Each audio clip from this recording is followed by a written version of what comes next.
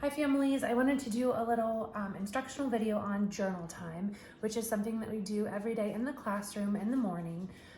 There are journal pages in the packet that you might have picked up from the school, and then also on the website there is a printable journal page that you can print out and use if you happen to not get the packet. And if you actually didn't get the journal page, then just go ahead and use a blank piece of paper, computer paper, whatever you have around the house. So the first thing that your student is going to do is write their name on the top where it says name. So they're going to write their first name and their last name. Work with them to use capital letters to start their first name and to start their last name. So I'm writing my name on the line, Mrs. Giffin. And we've been practicing this all year, so your student should probably be able to do this by now. And if they can't just from memory, then you can go ahead and write it down for them to copy, and that is just fine as well. So after they write their name, they're going to draw a picture, and they can draw a picture of whatever they want. You can make suggestions for them. If you want to have them draw something that starts with the letter of the week, that would be awesome. Or they can just draw something, you know, from their imagination. So if, for instance, your student were to draw a rainbow, which I know a lot of them like to do a lot, and something that I try to encourage is let's not draw the same thing every day. So if they draw a rainbow or, you know, whatever, a couple of days in a row, maybe encourage them to draw something new, because the point of this is that they are able to start sounding out new words and work on listening for different letter sounds. So if they draw a rainbow, for example, let's see, and they color it in and it looks beautiful, so on and so forth. And encourage them to add details, because that's a literacy term that we use.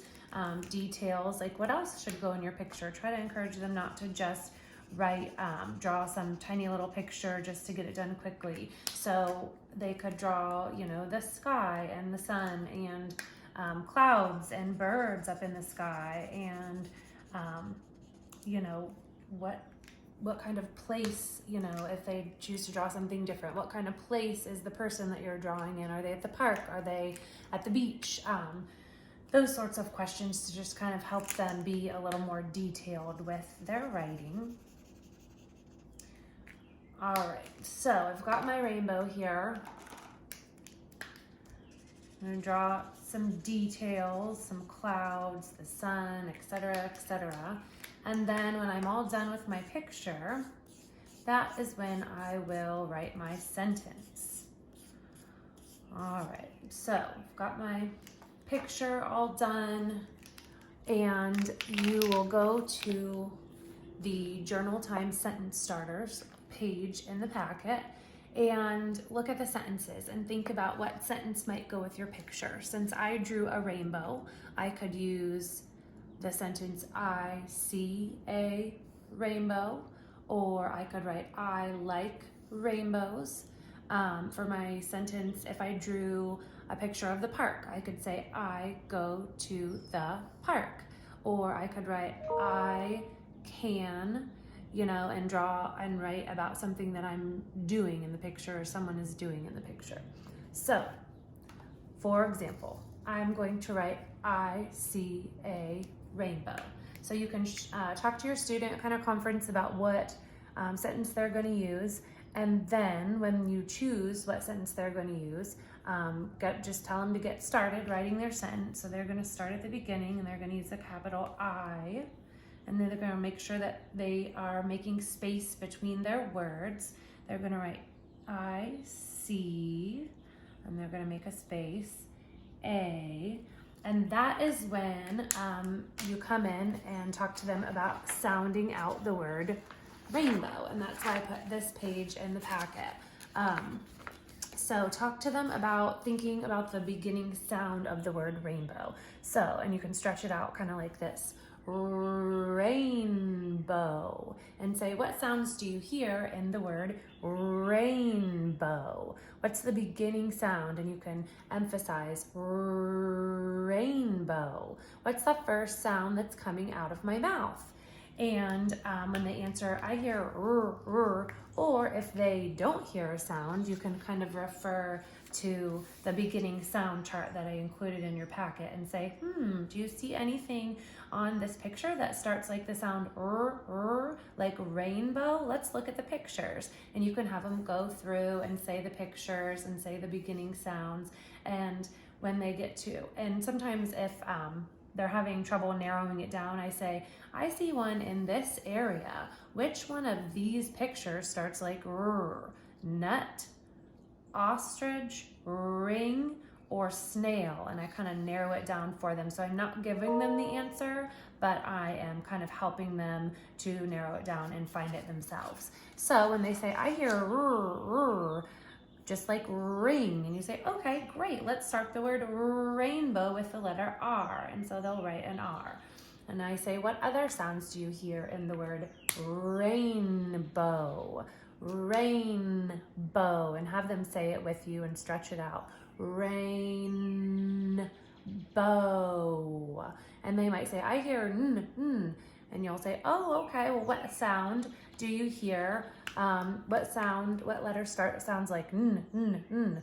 And then you can kind of go back to the referral page if they're not quite sure, and they'll find n, like nuts, is the same sound as I hear in rainbow. Okay, what other sounds do we hear? Rainbow, bow, b. I hear b in that word. So they're going to go back to their page if they don't know and say, okay, what letter starts like b, or what letter sounds like b. And you can kind of narrow it down for them. Which one of these things starts like b? Apple, butterfly, elephant, or frog. And they'll say butterfly sounds like b. You say, great, that is another sound that's in the word rainbow. So then you want to find the ending sound. So you're gonna kind of try to help them find the most, kind of the most easy to hear sounds is what we're kind of aiming for right now, because they're just starting to sound out words and listen for sounds in the words. So just kind of the easiest ones to hear are what we're kind of putting the emphasis on. So rainbow, what do you hear at the end of the word rainbow? And they'll say, I hear w. Okay, friends, what letter makes the sound w? And they'll say, a lot of times they'll say, Y, and you say, no, Y actually makes the sound y. But w is the letter W, like watermelon or wagon, w. So then they'll write the letter W, and then we'll want to ask, what comes at the end of your sentence? What mark do we put at the end of our sentence?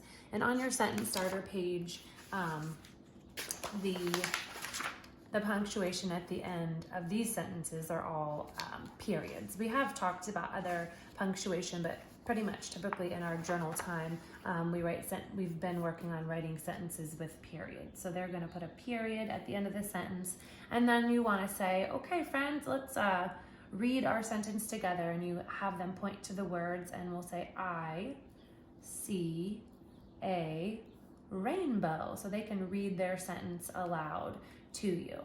So that's just a little tutorial on how to maybe work through journal time in the morning at your house, kind of similar to how we do it in the classroom. And I hope this has been helpful. Definitely feel free to message me on Dojo with any questions. Talk to you soon.